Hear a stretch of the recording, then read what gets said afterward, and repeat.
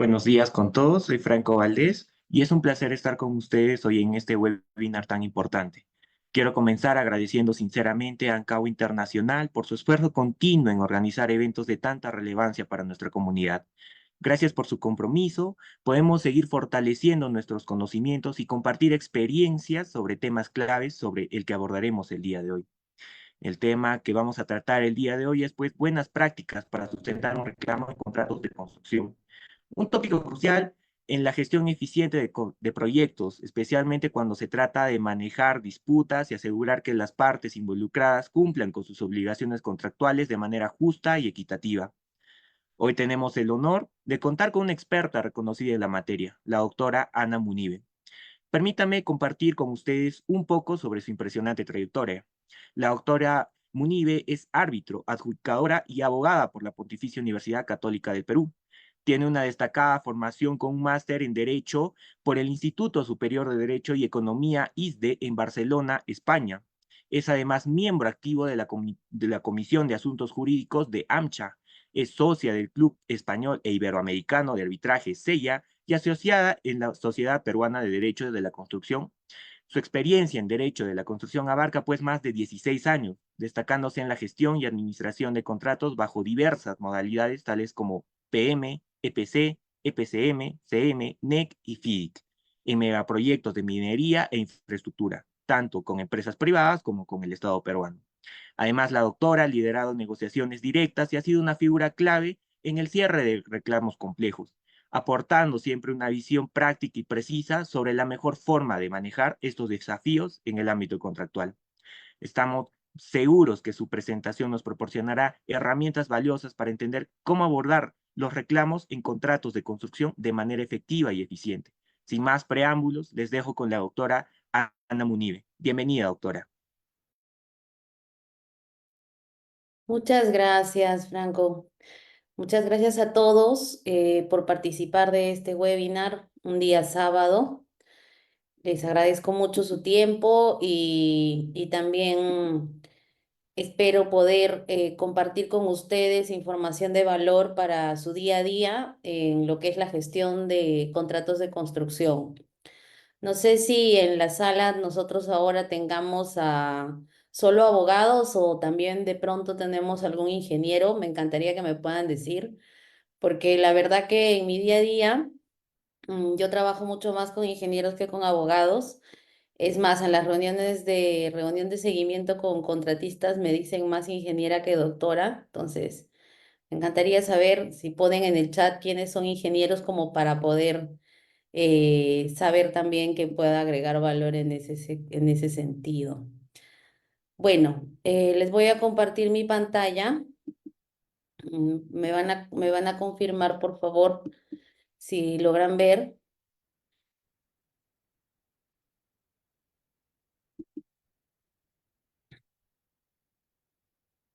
Ahí se logra ver mi Sí, pantalla. doctora, se logra ver perfectamente. Ya, excelente.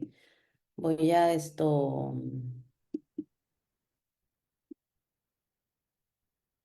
voy a compartir la presentación. Ahí está. Vamos a empezar. A ver. Hoy día yo quiero compartir con ustedes algunas buenas prácticas o, por así decirlo, algunos tips que deben tomar en cuenta cada vez que ustedes reciben una solicitud de ampliación de plazo o una solicitud de reconocimiento de un adicional. ¿Ya? Básicamente me voy a centrar en estos dos aspectos y en algunos aspectos propios de los contratos de construcción que también deben tomar en cuenta siempre para poder hacer el análisis de estos dos tipos de reclamos. A ver, ¿qué es un reclamo? Vamos a ver acá una definición. Es una demanda en disputa interpuesta por escrito por un contratista por dinero o plazo adicional o cualquier cambio en contrato, el cual no ha sido resuelto a través de un proceso de gestión de cambio del proyecto. Nosotros nos encontramos ante un reclamo cuando ya llegó la petición y han transcurrido más de 30 días en promedio y esta petición no se ha resuelto porque existen posiciones encontradas entre ambas partes. Yo ahorita voy a centrarme en lo que es la práctica en obras privadas, porque yo sé que en contratación con el Estado tenemos plazos, etc., ¿no? Pero en obras privadas, que también pueden hacer un símil a las obras públicas, esta es la definición. Tengo un cambio, no hemos logrado gestionarlo de acuerdo a los términos del contrato, ya transcurrieron más de 30 días y por ende ya se ha convertido en un reclamo. ¿Ok? Siempre les voy a decir a todos mis colegas, alumnos, incluso a los participantes en obras, que es mejor prevenir que curar. Definitivamente, yo me caracterizo por evitar tener un reclamo o en caso lo tenga, por evitar llegar incluso a un arbitraje y prefiero mil veces la negociación y el trato directo para poder resolver. Como les digo, yo me manejo más en proyectos de infraestructura minera en el sector privado, en donde el poder de negociación pues es bastante fuerte. ¿Ok? A ver, ¿qué tenemos que hacer para prevenir? Tenemos que identificar potenciales reclamos tan pronto como sea posible, tomando medidas para mitigar, resolver estos antes de que se deriven en una disputa. Tenemos que mantener una comunicación abierta y regular con el contratista para desalentar reclamos injustificados. Una vez que uno adjudica un contrato, definitivamente no puedes abandonar, ¿no? Si eres el cliente o eres el supervisor, que eres un representante del cliente, incluso siendo el propio contratista, yo creo que lo peor que puede haber es una pésima comunicación entre las partes, porque eso lo que hace justamente es alentar que empiecen a omitir información o a transferir información importante y que en vez de estar todos concentrados en el éxito del proyecto, pues se concentren en lucrar en base a reclamos, ¿no? Por eso es importante mantener una comunicación abierta. También es importante aplicar las disposiciones del contrato para otorgar resarcimientos de manera oportuna en casos justificados. Perdón. Por ejemplo, hay circunstancias en las que el contrato sí reconoce un ajuste equitativo. Entonces, si ya sabemos que el petitorio del contratista tiene un sustento, pues no demoremos. Tratemos de ejecutar los documentos de forma prolija, lo más pronta posible, a efectos de no generarles mayores impactos, ¿no? Porque como ustedes ya sabrán, el reclamo clásico de un contratista es que nos está financiando la obra, ¿no? Y tienen mucha razón, a veces por el ciclo del propio desempeño del contrato, ellos inician un reclamo y finalmente este se atiende a los 30, 60 días después. ¿Y acaso a sus trabajadores se les paga a los 60 días después? A los que se les arrienda la maquinaria, se les paga 60 días después. Entonces, es importante que se puedan resolver los reclamos a tiempo, porque de lo contrario, los costos financieros, la presión financiera que puede sufrir un contratista es muy grave. Incluso pueden llegar a muchas empresas a quebrar si es que no gestionan bien este tipo de circunstancia, ¿no? Y el más importante de todos, que deben tomar en cuenta, sea el modelo de contrato que tengan, y se los digo porque están participando en un proyecto de construcción o porque están asesorando a una empresa que se dedica a la construcción, como asesores o como ingenieros participantes de un proyecto, sea del tamaño que sea, siempre deben haber registros detallados y documentos de desempeño. En Bechtel, que es la empresa en donde yo trabajo ahora, nosotros tenemos muchos instrumentos para dejar los registros. Tenemos los reportes diarios, tenemos los informes semanales, los informes mensuales, tenemos el 3-week look ahead, que es las 3 semanas de planificación de trabajos que vas a tener tú como contratista. Hoy me lo presentas y quiero saber qué vas a hacer en 3 semanas siguientes. Tenemos las minutas de reunión semanal, mantenemos una comunicación muy fluida a través del correo electrónico. Incluso los ingenieros en campo abren un chat de WhatsApp en donde en el chat con los teléfonos entregados por la empresa entregan información, avisan de circunstancias climáticas o avisan de cualquier interferencia que puedan tener con un tercero, cómo los ayudamos como supervisión. Es importante que mantengan registros, porque desde el momento en que inician a ejecutar trabajos van a empezar a tener problemas, porque como ya sabrán, en los proyectos de construcción toda la ingeniería siempre es, por más que esté detallada y por más que nuestro contrato sea suma alzada, siempre van a encontrarse cambios por distintas condiciones de sitio o por evoluciones en el desarrollo de la ingeniería. Entonces, si nosotros no tenemos un registro, un cuaderno de obra, que es el que se maneja en obras públicas, ordenado, con fotografías, con videos, cartas, en donde notifiquemos cualquier circunstancia que hemos hallado, cuando nos encontremos en un reclamo, no vamos a tener la información suficiente como para responder o la información suficiente para sustentar nuestro reclamo. Un ingeniero o un asesor, si es que son abogados, responsable, tiene que procurar insistir con su empresa, por más que tenga un tamaño pequeño, en tener registros mínimos, aunque sean fotografiados, con fecha, obviamente. Las fotografías que no tienen fecha y hora no son muy objetivas, entonces siempre les voy a recomendar eso. Porque toda esta trazabilidad en lo que respecta a los hechos va a ser determinante, gatillante para que puedan tener el éxito resolviendo el reclamo o incluso en un arbitraje. Vamos a continuar. ¿Cuáles serían unas señales de alerta temprana de potenciales reclamos? ¿Cómo yo me puedo dar cuenta que mi proyecto no va bien o que mi proyecto esté incurriendo en mayores costos? Porque hay una mayor incidencia de correspondencia contractual y notificaciones de retraso. Estoy recibiendo muchas cartas, estoy recibiendo, pero un carteo brutal, ¿no? Entonces, allí ya podemos darnos cuenta que nuestros ingenieros en obra no están solucionando lo que tienen que solucionar y por eso están yendo a la herramienta de la carta para poder resolver, incluso ya están citando al contrato porque están obviamente dándose cuenta de que esto se tiene que resolver en otra instancia. ¿Cómo me doy cuenta que, oye, estoy ante ya se me viene una bola de nieve? Tengo un mayor número de solicitudes de clarificación o de requerimientos de aclaración de ingeniería recibidas del contratista, ¿no? RFI es Request for Information en inglés, ¿no? Que lo manejamos en la gestión de los proyectos en la empresa que yo trabajo. ¿Tengo un menor desempeño o una mejor productividad del contratista?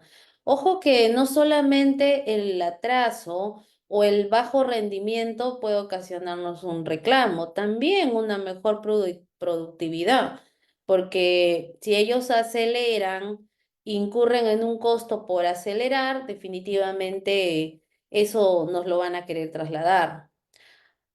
¿Cómo me puedo dar cuenta que no están yendo bien? Hay un incumplimiento de pago por parte del contratista a sus trabajadores y o subcontratistas. Y esto es una alerta financiera muy importante, porque ya sabemos que las empresas gestionan sus proyectos en paralelo y pueden utilizar los fondos que nosotros les pagamos para cumplir con deudas que ni siquiera corresponden al proyecto. Es por eso que en un proceso de licitación es vital que hagamos una evaluación financiera de la empresa, que podamos saber si es que esta empresa tiene la capacidad de poder soportar el pago de las valorizaciones a los 30 días y facturas a los 30 días siguientes o 45 días. Estaríamos hablando ya de más o menos unos 30, 60, hasta 75 días de financiamiento, ¿no? Entonces, Es importante que los ingenieros de costos también consideren bien estos plazos y los puedan reflejar en sus precios para que luego no estén ahorcados.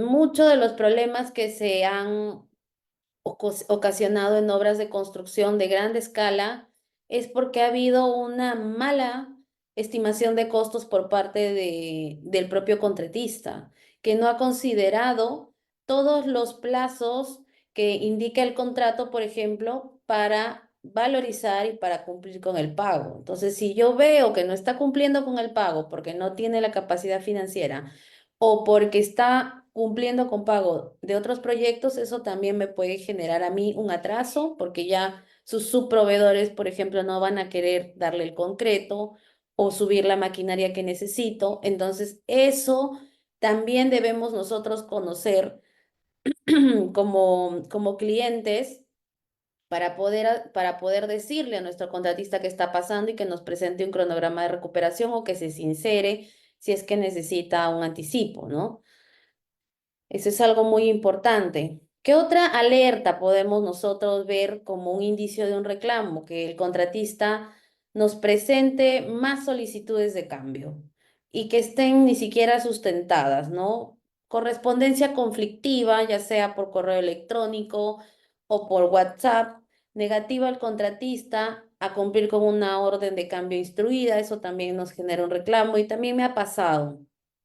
Bajo la estructura del contrato que nosotros tenemos en Bechtel, que es un contrato completamente distinto a un ECO, a un FIDIC, tiene muchas cláusulas parecidas a un FIDIC. Nosotros como propietario, nosotros tenemos el derecho de instruir un cambio y el contratista tiene el deber de ejecutarlo, pero también puede negarse a ejecutarlo. Cuando se niega a ejecutar, también existe posibilidad de que nos impacte a nosotros en el proyecto y por ende nosotros le traslademos algunos costos. Entonces, es importante tener en cuenta de que estas negativas también nos pueden generar controversias. Luego, secuencias del programa de construcción del proyecto en constante cambio, no identificación de desfases del contratista, cambios inexactos e irrazonables en plazos sin sustento. Qué importante es hacerle un seguimiento al cronograma, ¿verdad? En algún momento de mi vida yo estuve asesorando a una empresa que veía proyectos de edificaciones para el Estado y no teníamos un planner y para mí era como que, ¿cómo no tengo un planner? O sea, no es posible. ¿Cómo nosotros le hemos dicho al cliente que vamos a terminar esta obra en 60 días y ni siquiera sabemos cómo es que vamos a desempeñar nuestras actividades para lograr cumplir con estos plazos, donde tengo un tiempo holgado como para poder saber que en esta actividad que es un poco más compleja y demora más, por ejemplo, las terminaciones o todo el tema de acabados, es lo que más tiempo demora, a diferencia de el concreto y el armar la estructura del edificio, ¿no? Pero si lo sabemos porque, no sé, tenemos un maestro de obra espectacular, porque tenemos un ingeniero residente brillante, pero necesitamos estimar los plazos y ponerlos en una línea de tiempo para poder saber qué actividades van a ser críticas y no nos van a, y no van a, y si no las cumplimos, pues vamos a tener un impacto en la fecha de fin, ¿no?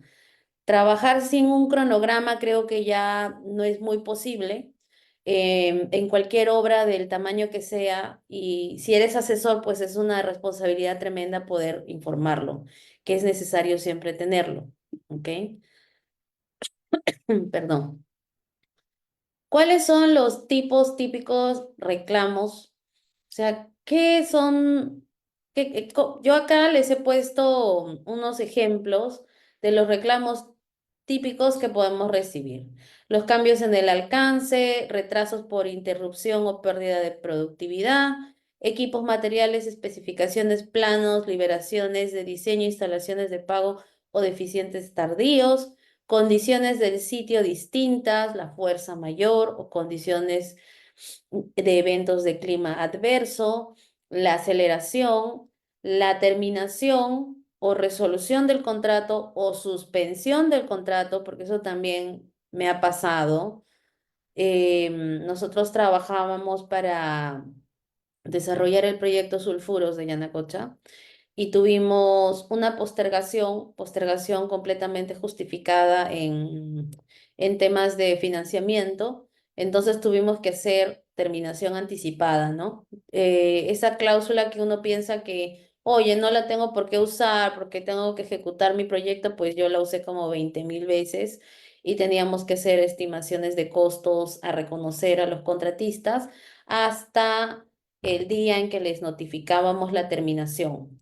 También les delimitábamos una cantidad de obligaciones para que ellos las puedan cumplir y no seguir incurriendo en costos porque, en definitiva, ¿no? Ellos, como contratistas, siempre lo digo, tú tienes el deber de ser el experto y comportarte como experto, ¿no? Si sabes que te estoy notificando una terminación o una suspensión, pues no vas a seguir incurriendo en costos, ¿no? No vas a seguir poniendo órdenes de compra, ¿no? Solo con el afán de seguir generando la utilidad, o sea, la diligencia, la buena fe también se tienen que tomar en cuenta, yo creo, en cualquier tipo de proyecto, ya sea privado o público. Otro tipo de reclamo tipo es el lucro cesante, un cambio constructivo que no ha sido instruido formalmente por una notificación de cambio, una declaración falsa y o no divulgación de información relevante y el no actuar de manera justa y de buena fe. A ver, ya hemos tratado de prevenir, de mitigar, ya les he hablado un poco de cómo es que podemos nosotros evitar generar o tener un reclamo, cómo podemos ver algunas alertas tempranas, cómo las podemos nosotros reconocer, qué tipos de reclamos típicos vamos a tener, qué importante es el tema de los registros. Ahora vamos a revisar un poco qué es lo que nosotros debemos evaluar cuando tenemos un reclamo. Y son tres cosas: el derecho fáctico, el derecho del contrato y el derecho legal. Voy a empezar con el derecho fáctico, que es la evaluación de los hechos. Se produjo el evento. ¿Se produjo de la manera en la que está reclamando el contratista? ¿Existen otros eventos que son responsabilidad del contratista que éste no menciona y que deberían considerarse en la evaluación del derecho al reclamo? ¿No? Es tan importante el storytelling, ¿no? Que lo deben haber ustedes escuchado quizás de Alfredo Bular, que lo explica muy bien, o incluso de algún perito que ahora ya no se limita a cuantificar y a ponerte diapositivas como las mías, que quizás están llenas de letras y están aburridas, ¿no? ¿Ok? Pero ¿cómo es que tú vas a contar lo que te ha sucedido? ¿Cuán honesto tienes que ser en relatar los hechos? ¿Cuán gráfico tienes que ser? Cuando te encuentras ante un reclamo, ya sea que vayas a sustentarlo al administrador de contratos y al gerente de construcción, porque todavía estás en el marco de una obra, o porque lo vas a sustentar a la mesa que se ha conformado para la resolución y trato directo, o al tribunal arbitral, no vas a poder, ya seas quien reclama o quien contesta, no vas a tener éxito si no eres honesto y si no cuentas la historia tal cual sucedió en los hechos. No me parece contraproducente que cuando tú tengas un evento no menciones tus puntos débiles, ¿no? Y eso es lo que he escuchado mucho también de los peritos. ¿Qué necesidad tienes de no poder transparentar los puntos débiles? Te puede ir mal en la resolución de arbitraje. Si tú no has sido lo suficientemente honesto en transparentar esos puntos débiles, el tribunal lo puede tomar completamente a mal, incluso estimar una cuantificación menor de la que te corresponde. Entonces, mi recomendación siempre va a ser: Si tú tienes un evento, pues contarlo y vestirlo del ropaje del contrato y reclamarlo tal cual se produjeron los hechos. ¿Ya? Vamos a ver acá los hechos. La evaluación de los hechos debe hacerse con el personal del proyecto que tenga relación directa con el reclamo. Y acá este es un consejito un poco a los abogados, ¿no? Que a veces no han pisado una obra, no saben de qué les están hablando. Oye, ¿qué hace el residente? ¿A qué se dedica el de control de proyectos? Pues es importante que puedan conocer la estructura que tiene una empresa y que puedan ir con las personas que han tenido la información y han estado en relación directa con el personal que está haciendo el reclamo. Es importantísimo tener conversaciones con los residentes, los ingenieros de campo, los administradores de contratos y los ingenieros de costos, para poder saber qué es lo que ha estado sucediendo. Si nosotros vamos y pedimos la información, no sé, al de la planilla o le pedimos la información al ingeniero de diseño y no tiene nada que ver el reclamo con diseño, sino quizás con una metodología de trabajo que lo sabe más el de construcción, entonces no vamos a encontrar la información que necesitamos. Ahora, el responsable de responder el reclamo, ya sea el residente o la administración, el administrador de contratos, debe asegurarse de que se mantenga toda la información de manera relevante, de manera estructurada y ordenada. Como les decía, los registros en la administración del contrato son vitales.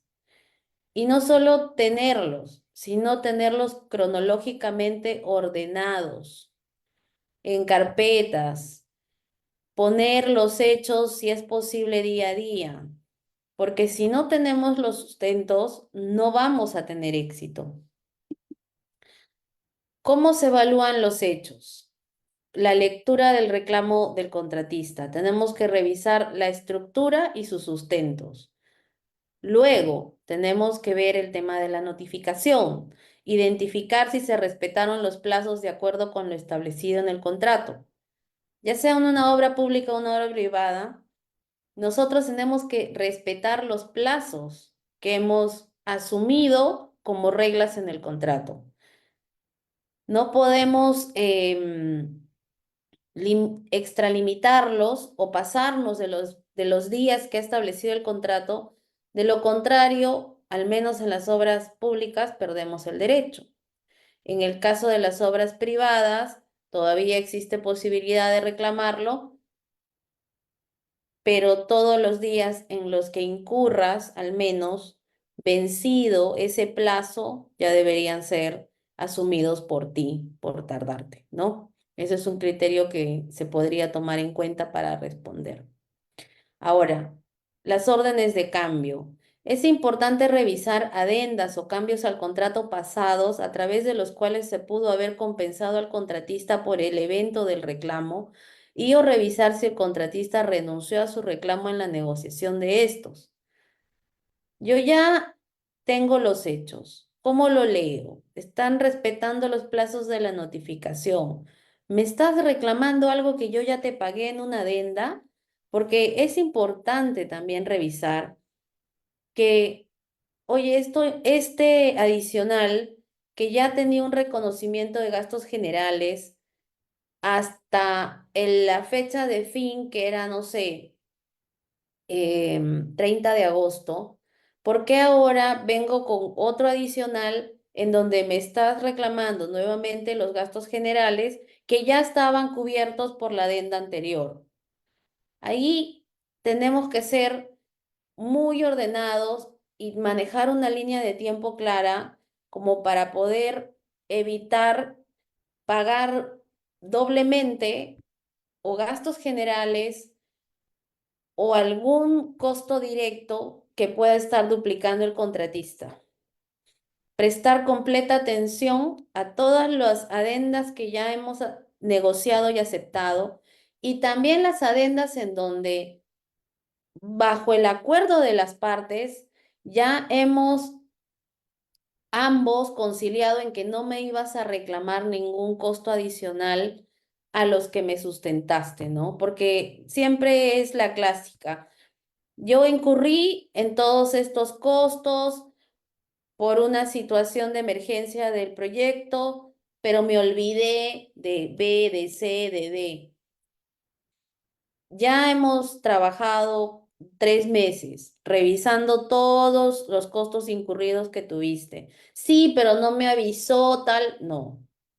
Si ya hay una conciliación en donde se ha puesto una lista y se ha dejado expresamente en esta conciliación, que puede ser incluso extrajudicial, que estos han sido los costos incurridos, pues yo no tengo por qué volverlo a abrir. ¿Ok? Luego, las comunicaciones, identificar, obtener, guardar reportes diarios, correos, mensajes y otras comunicaciones en relación al reclamo, que ya se los había dicho. ¿Cómo se evalúan los hechos? Con los documentos del diseño. Para reclamos relacionados con el diseño, revisamos las RFIs. Con los testigos, qué importante es la declaración de los testigos.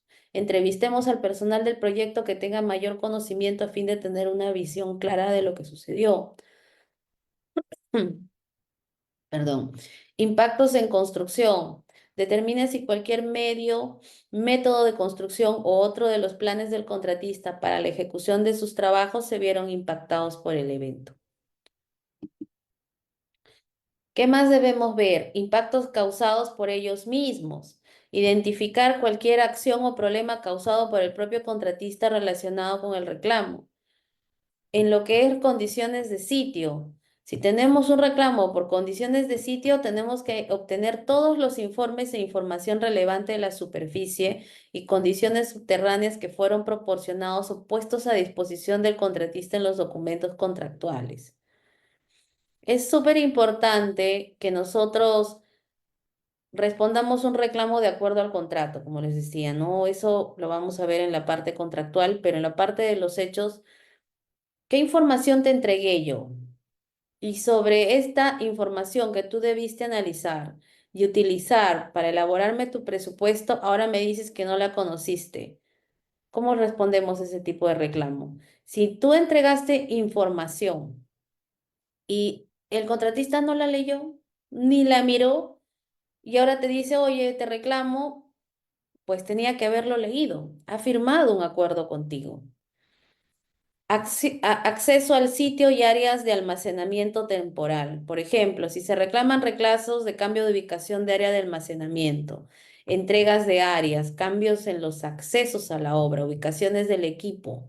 Valide todos los hechos con los ingenieros de campo, reportes diarios, semanales y otros informes y fotografías para confirmarse si se disponía de accesos alternativos. Y si nos ha pasado, ¿no? ¿Y a quién no en los proyectos? Te reclaman porque le cambiaste la ubicación de su refugio. Y tú dices, oye, pero han sido 40 metros de diferencia. O sea, ¿hasta dónde llega la razonabilidad? Si no ha habido ningún impacto, porque es el mismo personal, es el mismo camión grúa que transportó el contenedor, llegó al pie de la obra, en vez de moverlo a la derecha, lo movió a la izquierda. Distinto es que, oye, yo había considerado una distancia de 20 kilómetros y ahorita me estás moviendo al kilómetro 100. Eso es completamente distinto, pero también se tienen que documentar los impactos porque el que llegues al kilómetro 100 quizás no te ha impactado. Entonces, todos los registros que nosotros podamos tener y los documentos que podamos gestionar, ya seamos los que ejecutamos como contratistas o los que supervisamos una obra de construcción, son vitales. Cualquier cambio que quiera sugerirte tu residente, mira, es que no me gusta este lugar, prefiero el otro, ojo que esos cambios pueden tener un impacto. Así que ya sé lo que siempre nos pasa, ¿no? Es que quien ha formado el contrato o ha participado en la fase de licitación es un equipo completamente distinto al de que está administrando. Entonces, hay unas reglas, hay unas áreas asignadas que he informado yo al contratista en la licitación. ¿Qué pasa cuando yo misma cambio, porque no me gustó o porque simplemente me parece más eficiente.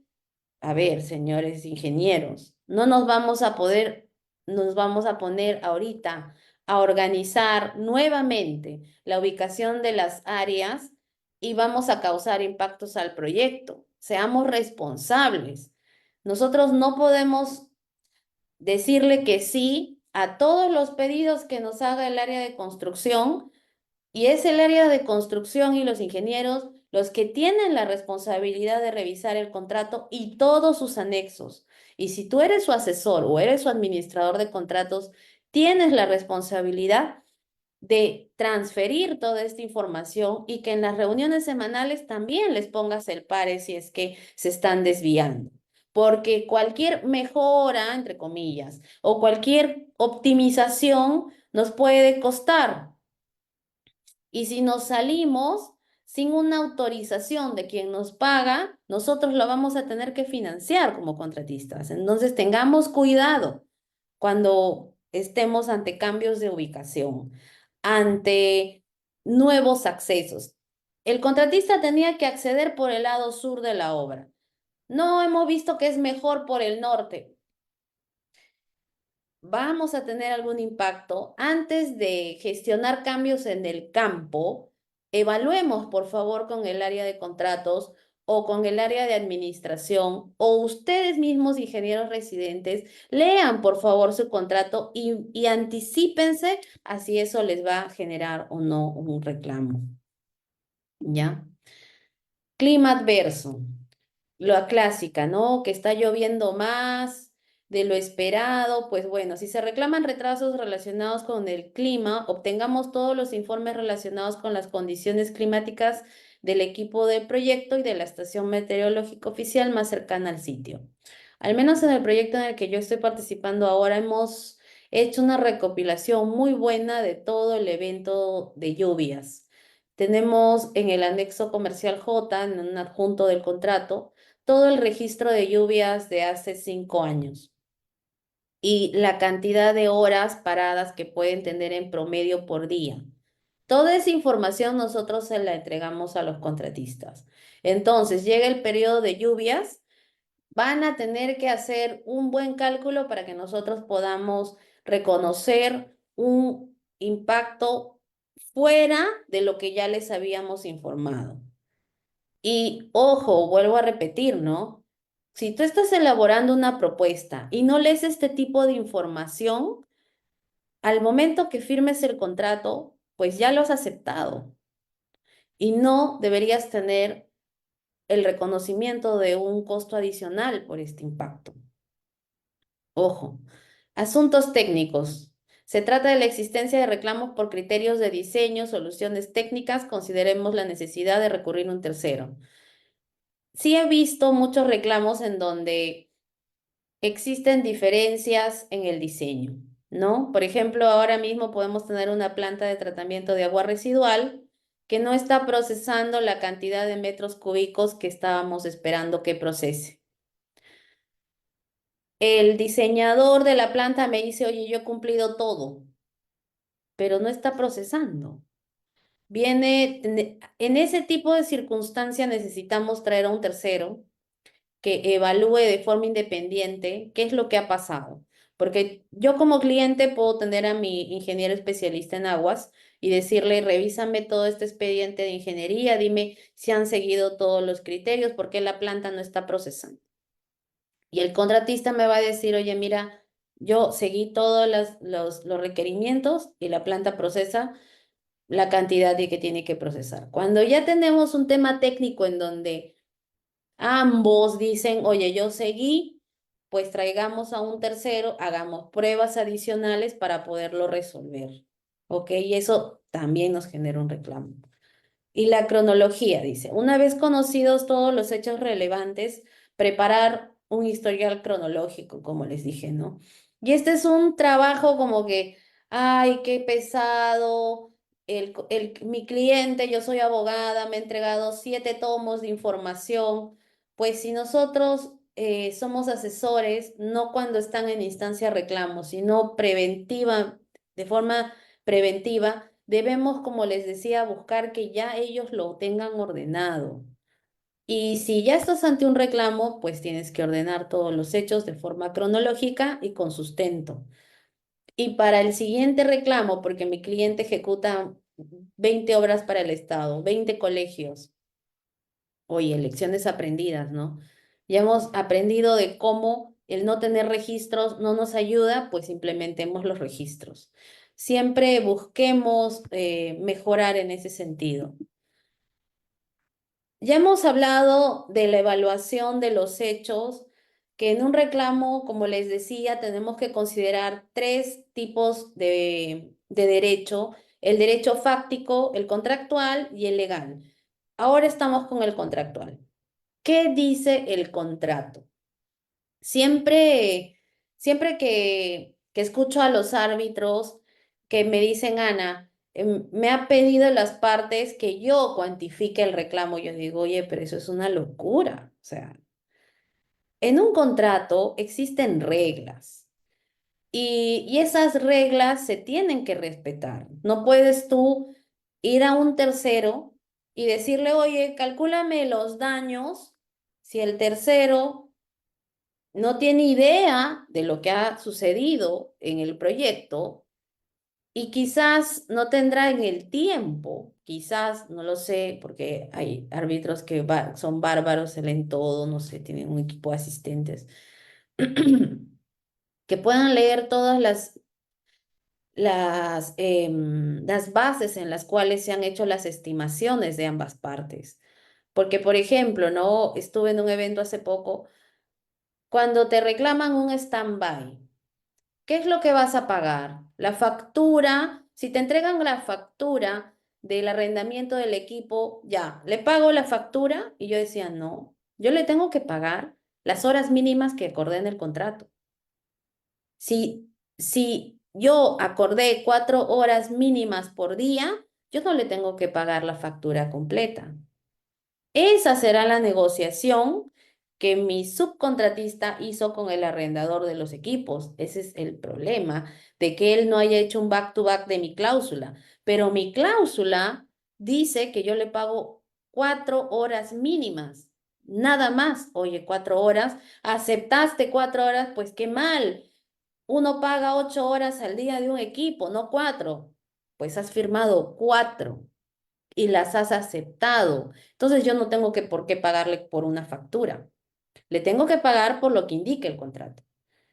Es por eso que es tan importante leer el contrato, porque también los contratos pueden tener cualquier, lo pongo en rojo acá, ¿no? Condición, exclusión o limitación que excluya o limite un reclamo.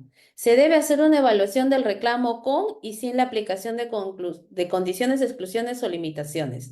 Esa última parte de que debemos hacer una evaluación, nosotros la utilizamos en la empresa en la que trabajo porque, como les digo, pese a que el contrato puede pactar una condición, legalmente, por indemnización o por enriquecimiento sin causa, me puedo ir a un arbitraje, ¿no? Me pueden, o al Poder Judicial, me pueden reclamar. Entonces, si yo, pese a que mi contrato tenga una exclusión o una limitación de responsabilidad, igual tengo que hacer la evaluación para llegar a una negociación, porque como les decía desde el inicio de mi exposición, para mí es mejor un mal acuerdo que un buen juicio.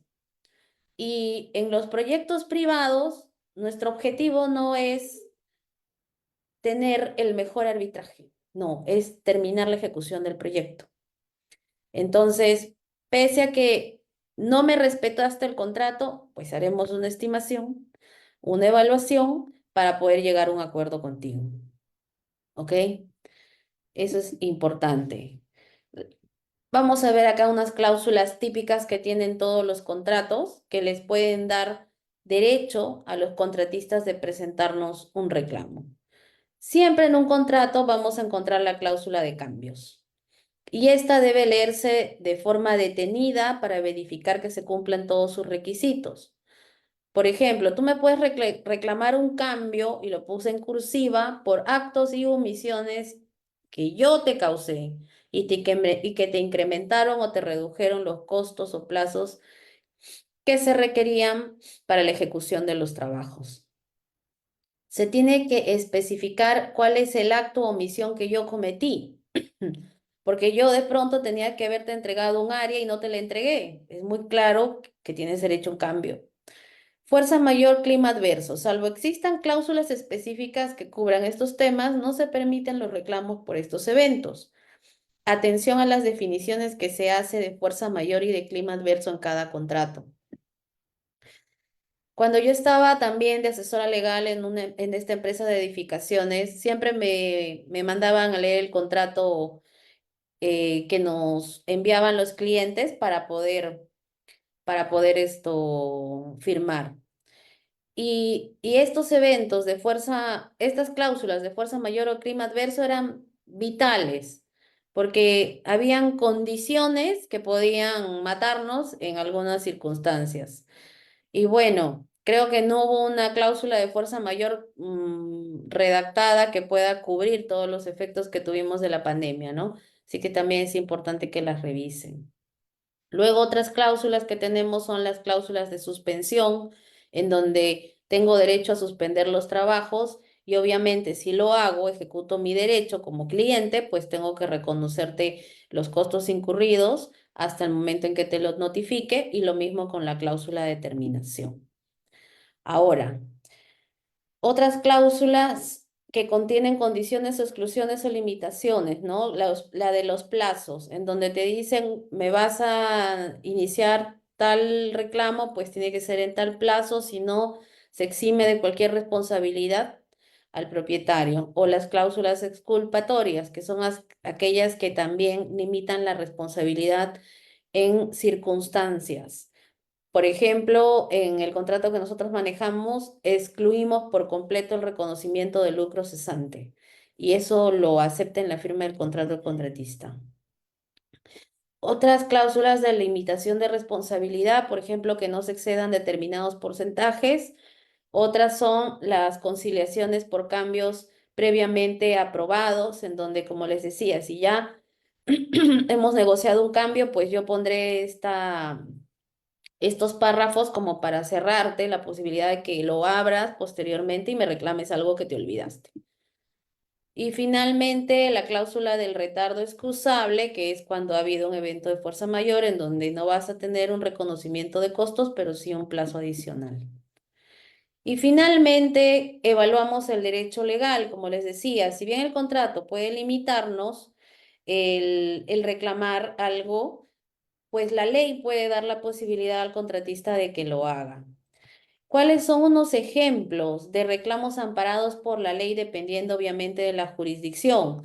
Reclamos por declaración falsa respecto a condiciones de sitio otros, ¿no? ¿Qué pasa si yo como cliente entregué documentación falsa y por eso me cierro, te digo que no te voy a reconocer y no te voy a reconocer? Pues eso puede irse también un reclamo en sede de un tercero, judicial o arbitraje por limitaciones de responsabilidad, por ejemplo, en donde yo firmé que renunciaba y te exculpaba y tal, también se pueden ir por ley a reclamo.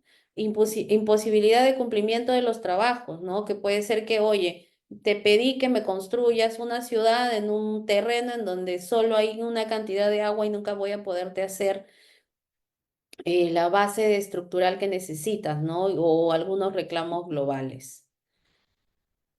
En lo que es evaluación de la cuantía, y me he dado cuenta que me estoy quedando corta de tiempo, por eso estoy un poco corriendo, vamos a revisar los costos, ¿no? Ya me llegó el reclamo, voy a analizar los costos. En los costos, ¿qué tengo que buscar? Que me hayan aplicado las tarifas del contrato, ¿no? Respetando los precios unitarios y los rendimientos. En los cambios, el reclamo no debería duplicar pedidos, ya se los decía, ¿no? Si ya se resolvió en una adenda, ojo, no me tienes por qué seguir cobrando lo mismo. Cuando vamos a un reclamo en donde vamos a reconocer costos reales, no deberíamos aceptar estimaciones ni extrapolaciones, deberían reflejarse costos reales, facturas puestos en terreno, equipos puestos en terreno, materiales puestos en terreno, herramientas, manos de obra, incluida todos sus beneficios, gastos generales, entre otros.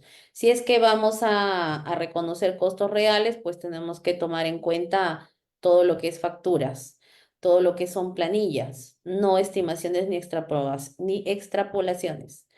Segregación de costos, y esto es muy importante, ¿no? ¿Qué componente tenía el precio?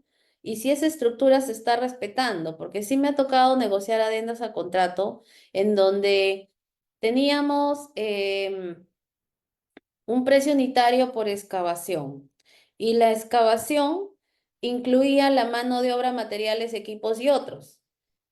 Y adicional a eso, ellos me estaban cobrando unos equipos que ya estaban incluidos dentro de la partida de excavación. Entonces, es muy importante tener un análisis de precios unitarios y ver qué es lo que ha considerado el contratista dentro de su precio unitario. Porque puede ser, y pasa casi siempre, que ya está el equipo metido o está la actividad de acarreo incluida en el PU y te la vuelven a poner en una línea distinta como si no hubiese existido. Ahí tenemos que tener cuidado y también, ¿no? Si eres contratista, pues seguir la oferta que tú estimaste y si te equivocaste, pues transparentarlo, pero no encubrir simplemente y cuantificarlo, ¿no? Errores en las propuestas, ya lo decía yo. ¿Qué tipo de rendimiento me vendiste? ¿No? La clásica, oye, tenías que haber hecho 50 metros cúbicos al día para poder llegar a la fecha de término. No logro, cada día hago 10 y eran 50. ¿Cómo calculaste tus rendimientos? Validar sobre costos. Se debe comprobar si se están reclamando costos por actividades en las que no se ha incurrido ningún sobrecosto.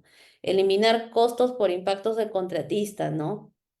Los contratistas cuando tienen un evento definitivamente no son ajenos, también tienen retrasos. Entonces es importante identificarlos. Los reclamos por interrupciones o pérdida de productividad, ¿no? Examinar si los datos presentados como punto de referencia o tasa de productividad, la milla medida, en comparación con otros ejemplos identificados de condiciones de trabajo menos productivas para alcance de trabajo medible. Este tipo de cálculo de reclamo por pérdida de productividad tiene que estar completamente sustentado en función a los rendimientos de tu propuesta versus a los rendimientos reales en comparación con un rendimiento estándar que te lo puedes obtener de la Capeco, por ejemplo. Y si lo quieres reclamar, pues tienes que hacer el comparativo y poner claramente el impacto que estás teniendo. Y para eso vas a tener que justificar la estimación que hiciste desde el proceso de licitación. Y si te equivocaste, pues por las equivocaciones no tiene que pagar el proyecto. Por ejemplo, la planta, los equipos, herramientas, tenemos que verificar si son propios subcontratados, ¿no? Como les decía, las horas mínimas que tú vas a reconocer en un stand-by no son las de la factura, son las 4 horas. Si no puse horas mínimas en mi contrato, ¿qué dice el mercado? ¿Cuántas horas mínimas le debo reconocer? ¿Usaste el equipo? ¿Lo pudiste poner en otro frente de trabajo? Es importante revisar todas estas cosas, ¿no? Costos relacionados con el tiempo para ampliaciones de plazo, los gastos generales. Y lo más importante, se debe analizar qué medidas de mitigación ante el evento tomó el contratista, su diligencia y su buena fe.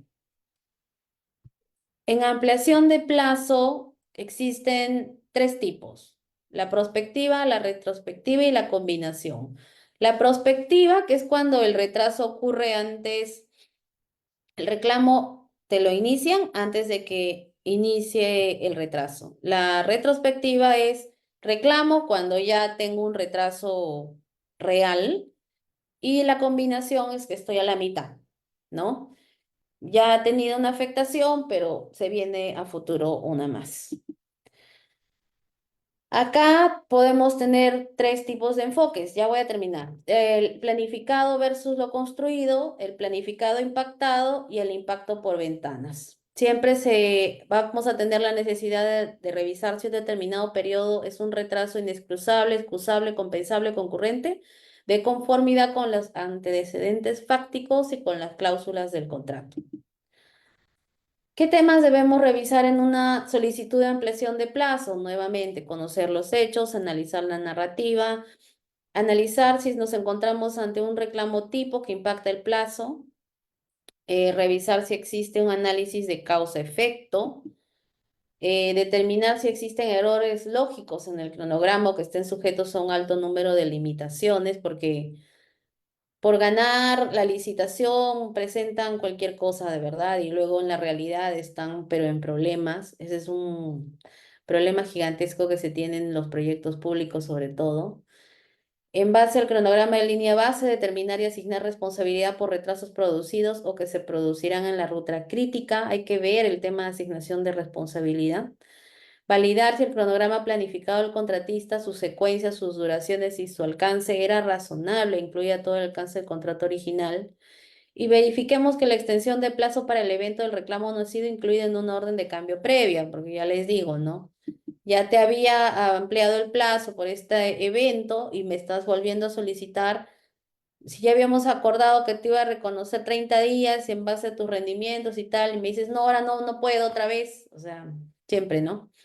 Identificar los hitos o periodos relevantes para el reclamo que deben evaluarse, ¿no? Las fechas de inicio y fin de las actividades y que deben cuadrar exacto con los eventos que nos están reclamando. Y identificar si existen retrasos del contratista y que sean concurrentes, por ejemplo, con el plazo de cada evento. Determinar si el evento fue realizado fuera de la secuencia en comparación con el cronograma planificado. Y he terminado. Creo que me esto me he extendido un poco, les pido disculpas. Son las 10:01, pero bueno, esto era más o menos el uno más uno, que puedo decir yo, de todas las circunstancias que ustedes deben tener en cuenta para poder evaluar un reclamo. Prevenirlo, saber que tienen que analizarlo en tres aristas, por decir una manera, el factual, el contractual, el legal, y qué es lo que deben considerar cuando reciben un reclamo por costos adicionales o una ampliación de plazo. Eso era todo de mi parte, espero les haya servido. Como les dije desde el inicio de la llamada, les agradezco mucho su atención, que se hayan conectado un sábado a esta hora. No sé, Franco, si tú quieres Sí. aportar algo más. Sí, doctora. Bueno, invito a los participantes a realizar sus respectivas dudas o preguntas que quieran usted consultarle. Bueno, yo tengo una consulta. Bueno, en su práctica, bueno, ¿cuáles son los errores más comunes, bueno, que cometen las partes al presentar y preparar un reclamo que usted ha podido ver? O sea, los errores más comunes que saben realizar. Bueno, la duplicidad, ¿no? Como comentaba Franco, lo primero es que tienen, tienen que ellos mismos ser conscientes de la estructura de su precio unitario. Son cuatro componentes: mano de obra, equipos, materiales, otros. La sumatoria de estos cuatro me genera un precio. Tú no me puedes decir, oye, te estoy reclamando el acarreo, te estoy reclamando el transporte, y yo le digo, oye, pero si eso estaba metido dentro de tu PU. O sea, ellos mismos no respetan la estructura de su precio unitario, la segregación que me presentaron, o lo clásico.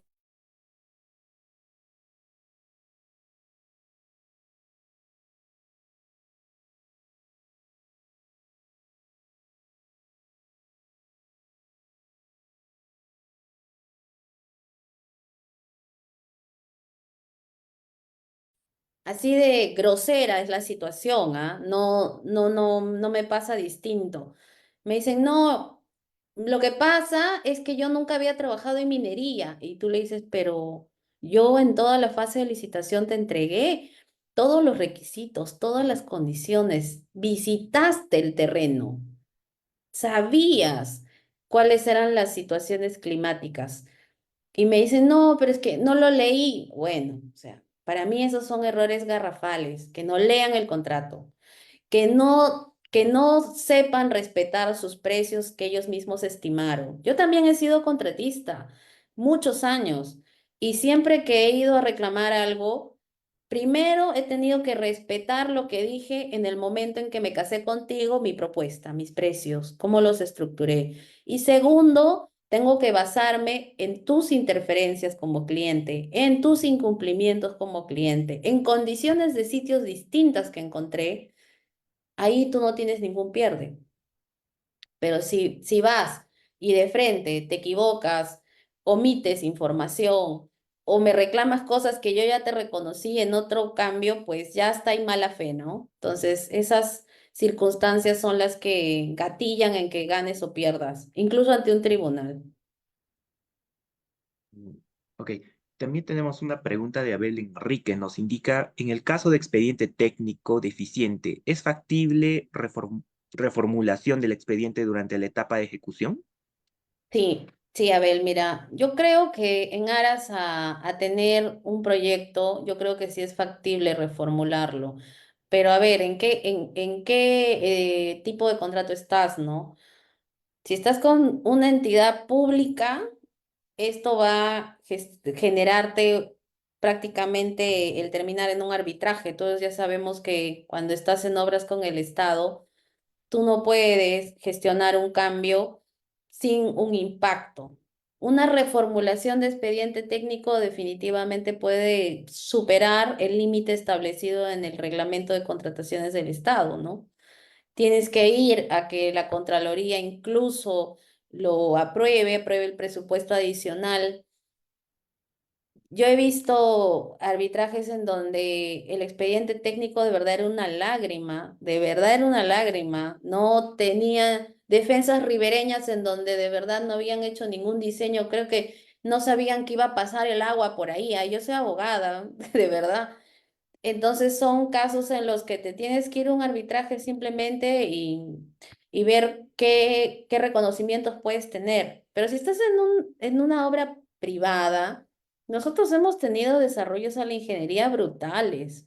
Yo te cuento que en el proyecto minero que yo estoy participando, que es de Yanacocha, construimos una planta de cal y en esta planta nosotros la licitamos con ingeniería básica y la ingeniería evolucionó, pero triplicamos el presupuesto, pero el cliente estaba de acuerdo con nosotros, porque esa ingeniería se parió en pandemia, en Chile, cuando el ingeniero de campo hizo las mediciones reales, hubieron muchos cambios.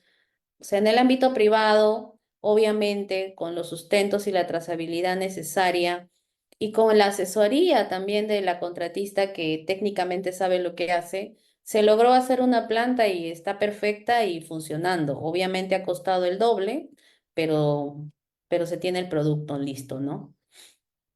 Dice luego John Mena, tiene una John estadística de Bermudena. sí, no, otra pregunta por ahí veo, Franco. ¿Tiene una estadística de la probabilidad de éxito ante los casos de reclamos por enriquecimiento sin causa? Mira, una estadística no la tengo, pero he visto, justo llevé un curso ahora último en la Católica, en el Centro de Conciliación y Arbitraje. Yo te diría que más o menos ya de 10 se deben reconocer unos 3 4. Sí, hay varios laudos en donde en el Poder Judicial se ha reconocido el enriquecimiento sin causa. Es más, te cuento que hace poco me tuve una llamada de una colega en donde me decía que había un contratista que se dedicaba a la señalización en la Panamericana Norte y que su cliente era el concesionario, ¿no? De la vía y que le había dicho que por favor mm, instale casetas además de señalización en toda la Panamericana. Y él, como bueno, es mi negocio, yo quiero vender, hizo las casetas. Y el concesionario, te estoy hablando de privados, ¿no? Obviamente la carretera es una concesión pública. Pero estos dos privados, ¿no? Él le dice, oye, págame las casetas. Y el otro le dice, no, ¿cuándo te dije que las hagas? Pero están allí. Ya las instalé, están en la vía, todo el mundo las mira. ¿Dónde está? Por escrito que yo te dije que las hagas. Imagínate. Entonces este señor desesperado dice, ¿y ahora cómo cobro? Y tiene toda la razón. O sea, allí hay algo que, como yo siempre digo, es básico, ¿no? Las palabras se las lleva el viento. Tú tienes que tener una carta, un correo, hasta un WhatsApp que pueda sustentar. Yo creo que tú tienes éxito de un enriquecimiento sin causa si tienes los sustentos. Puede ser que de buena fe ejecutes algo o por emergencia, que también ha pasado en obras públicas en donde, no sé, hubo un huaico y los señores que estaban haciendo la mejora de una carretera, de emergencia, por favor, préstame tu máquina para moverlo, por favor, porque ahorita van a morir 100 personas. Ya yo hago caso a la policía, al supervisor de la obra y llevo mi máquina. Mi máquina se pierde 7 días trabajando allí, en esta emergencia nacional. Y luego digo, oye, páguenme pues mi máquina. ¿Por qué te voy a pagar? O sea, tú dices, ¿qué? Tú eres esto, beneficencia, ¿no? Si tienes una circunstancia de ese tipo, tienes que dejar todo por escrito, ¿ya? Creo que hay otra última pregunta que dice, ¿qué sucede en las obras? No se implementa la JRD, no hay sanciones, se debe suspender el plazo de ejecución de la obra. Así es que no se implementa la JRD. Bueno, depende de lo que diga el contrato, Abel. Allí o sea, yo la verdad que yo le tengo mucha fe a las JRDs, porque como les dije desde el inicio de mi presentación, para mí un proyecto exitoso es el que se realiza, no el que se separa, no el que se va a un arbitraje, no. Me han hablado mucho de la línea 2 del metro y tal, pero esa obra sigue ejecutándose, ¿ah? Pese a que tiene ya un laudo incluso y vienen 2 arbitrajes más, esa obra no se ha parado. Ojo. Em, yo creo que si el contrato indica que no se implementa la JRD dentro de un plazo previsto y cabe una suspensión, pues se debe hacer una suspensión. Algo que también dije, Abel, en mi presentación es que como contratista tú no puedes financiar un proyecto, porque a ver, en este mundo todo es dinero. Y si yo soy el contratista y veo que no están implementando la JRD, de que yo sigo incurriendo en costos adicionales, en que tengo un supervisor que no entiende nada, que prácticamente quiere hacer un caso omiso a todas las modificaciones, no tiene ningún tipo de participación, ni siquiera me habla, ¿no? Porque las habilidades blandas de verdad que son vitales para que también el representante de la entidad se mueva, ¿no? Si yo soy la entidad, por ejemplo, yo no podría quedarme quieta. Yo tendría que mover toda la estructura de la forma que se debe. Obvio, tampoco me quiero ir a la cárcel, ¿no? Pero debería moverlo para que se pueda realizar. Pero si eres contratista y tienes la posibilidad de suspender, suspéndelo, porque tú no puedes financiar un proyecto.